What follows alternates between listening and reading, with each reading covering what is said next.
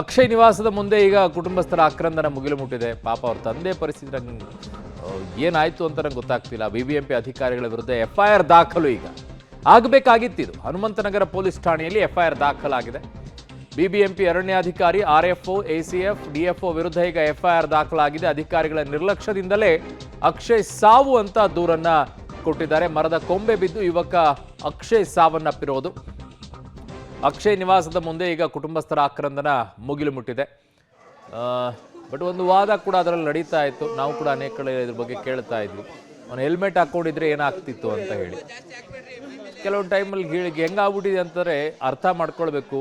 ಅನೇಕ ಯುವಕರು ಹೆಲ್ಮೆಟ್ ಹಾಕ್ಕೊಳ್ಳಾರ್ದೆ ಹೋಗ್ತೀರಾ ಮನೆಯಿಂದ ಆಚೆಗೆ, ಒಂದು ಅಂಗಡಿಗೆ ಏನೋ ಸಮಾಂತರಕ್ಕೆ ಹೋಗ್ತೀರಾ, ಹಾಕ್ಕೊಳ್ಳೋದಿಲ್ಲ ನೀವು. ಈಗ ನೋಡಿ ಯಾರ ವಿರುದ್ಧ ಎಫ್ಐಆರ್ ಅಂತಂದರೆ ಮೊದಲನೇ ಆರೋಪಿ ಬಿಬಿಎಂಪಿಯ ಆರ್ಎಫ್ಒ. ಅಂದರೆ ಬಿಬಿಎಂಪಿ ಅಂದರೆ ಬಿಬಿಎಂಪಿ ಅದರಲ್ಲಿ ಅರಣ್ಯ ಇಲಾಖೆಯೂ ಕೂಡ ಬರುತ್ತೆ.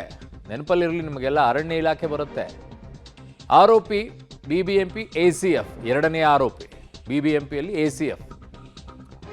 ಮೂರನೇ ಆರೋಪಿ ಬಿಬಿಎಂಪಿ ಡಿಎಫ್ಒ ವಿರುದ್ಧ ಈಗ ಎಫ್ಐಆರ್ ದಾಖಲಾಗ್ತಾ ಇದೆ. ಆಗಬೇಕಾಗಿತ್ತಿರು, ಯಾಕಂದರೆ ಜವಾಬ್ದಾರಿಯನ್ನು ಮಾಡಬೇಕು. ಈ ಗುಂಡಿ ಬಿದ್ದಾಗಲೂ ಕೂಡ ಜವಾಬ್ದಾರನಾಗಿ ಮಾಡೋಕ್ಕೆ ಶುರು ಮಾಡಬೇಕು. ಇನ್ಮೇಲೆ ಗುಂಡಿಯಲ್ಲಿ ಬಿದ್ದುಬಿಟ್ಟು ಕೈಕಾಲು ಮುರಿತು, ಬೆನ್ನು ಆಯಿತು, ಇಂಥವಕ್ಕೆಲ್ಲ ಜವಾಬ್ದಾರಿ. ಕೇಸ್ಗಳು ತುಂಬ ಜನ ಹೈಕೋರ್ಟಿಗೆ ಹೋಗಿದ್ದಾರೆ. ಇಂಥದಕ್ಕೂ ಕೂಡ ಆಗಬೇಕು. ಈ ಮೊನ್ನೆ ಬೆಸ್ಕಾಮ್ನವ್ರದ್ದು ಒಂದಿದೆ, ಕರೆಂಟ್ ಶಾಕ್ ಹೊಡೆದ್ಬಿಟ್ಟು ಆ ಬಾಲಕಂದು, ಅದು ಕೂಡ ನಿರ್ಲಕ್ಷ್ಯದ್ದೇ. ಅದು ಕೇಸ್ ಹಾಕಕ್ಕೆ ಶುರು ಮಾಡಿದ ಮೇಲೆ ಇವ್ರಿಗೆಲ್ಲ ಜವಾಬ್ದಾರಿಗಳು ಬರುತ್ತೆ.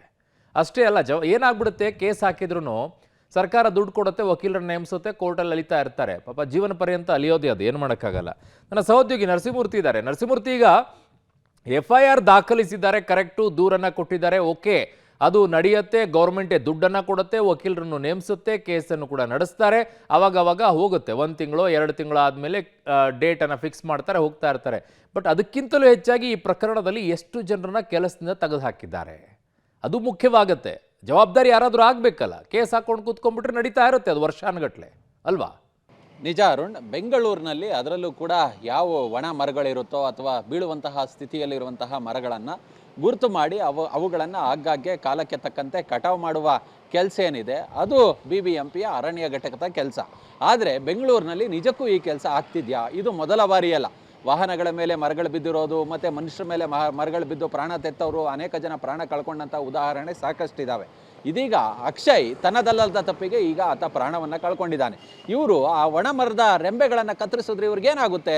ಇವ್ರಿಗೆ ಇದಕ್ಕೆ ಅಂತೇಳಿ ಫಾರೆಸ್ಟ್ ಡಿಪಾರ್ಟ್ಮೆಂಟಲ್ಲಿ ಇರುವಂಥವ್ರಿಗೆ ಇದಕ್ಕೆ ಅಂತೇಳಿ ಸಂಬಳವನ್ನು ತೆಗೆದುಕೊಳ್ತಾರೆ. ಇದನ್ನೆಲ್ಲ ಗಮನಿಸಬೇಕಾದಂಥದ್ದು ಅವರ ಕರ್ತವ್ಯ. ಆದರೆ ಯಾರು ಕೂಡ ಅವರ ಕರ್ತವ್ಯಗಳನ್ನು ನಿಭಾಯಿಸ್ತಿಲ್ಲ.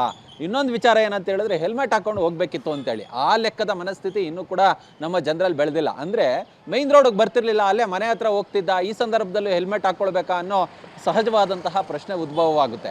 ಆದರೆ ಹೆಲ್ಮೆಟ್ ಹಾಕ್ಕೊಳ್ಳಿಲ್ವಾ ಅಂತ ನೀವು ಕೇಳ್ತಕ್ಕಂಥವ್ರು, ನೀವ್ಯಾಕೆ ಮರ ಕಡಿಲಿಲ್ಲ, ಯಾಕೆ ನೀವು ಒಣಗಿರ್ತಕ್ಕಂಥ ಮರಗಳನ್ನು, ಆ ರೆಂಬೆಗಳನ್ನು ಕತ್ತರಿಸುವ ಕೆಲಸವನ್ನು ಮಾಡಿಲ್ಲ, ನಿಮ್ಮ ಕೆಲಸಗಳನ್ನು ಕರೆಕ್ಟಾಗಿ ಮಾಡಿದರೆ ಇವತ್ತು ಅಕ್ಷಯ್ ಬದುಕುಳಿತಿದ್ದ.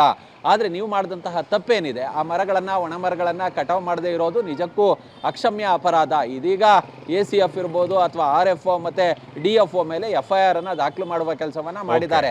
ಬರೀ ದಾಖಲು ಮಾಡಿದ್ರೆ ಸಾಕಾಗದು, ಅವ್ರನ್ನ ಅರೆಸ್ಟ್ ಮಾಡುವ ಕೆಲಸವನ್ನು ಕೂಡ ಮಾಡಬೇಕು. ಬೆನಕರಾಜ್ ಕೊಟ್ಟಂತಹ, ಸಹೋದರ ಕೊಟ್ಟಂತಹ ದೂರಿನ ಆಧಾರದ ಮೇಲೆ 3 ಅಧಿಕಾರಿಗಳ ಮೇಲೆ ಎಫ್ಐಆರ್ ದಾಖಲಾಗಿದೆ. ಯಾವ ರೀತಿಯ ಕ್ರಮಗಳನ್ನು ತೆಗೆದುಕೊಳ್ತಾರೆ ಅನ್ನೋದನ್ನು ಕಾದು ನೋಡಬೇಕಾಗುತ್ತೆ. ಓಕೆ ನರಸಿಂಹಮೂರ್ತಿ, ನಿಮ್ಮೆಲ್ಲ ಮಾಹಿತಿಗೆ ಧನ್ಯವಾದಗಳು.